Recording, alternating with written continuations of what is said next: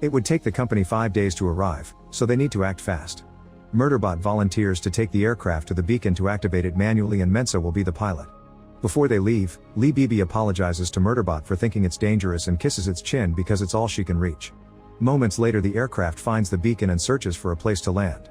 However, Murderbot's scanners detect a threat and it tells Mensa to fly back. The beacon suddenly explodes and hits the aircraft, which starts going down. The crash doesn't hurt anyone, but sadly the aircraft isn't working anymore. Murderbot isn't bothered by the printer piece stuck in its abdomen and concludes this was a distraction, so someone is probably attacking the habitat now.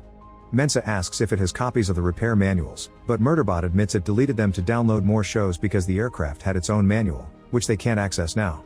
When Murderbot finally removes the piece from its stomach, the wound starts leaking lubricant. Mensa and Murderbot keep trying to repair the aircraft to no avail.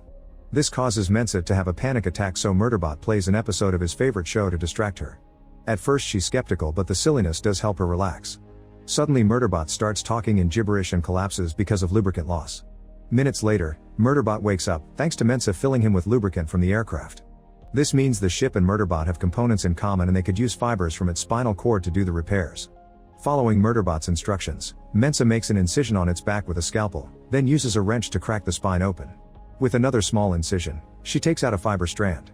Murderbot has turned off its pain receptors and doesn't feel a thing in the process.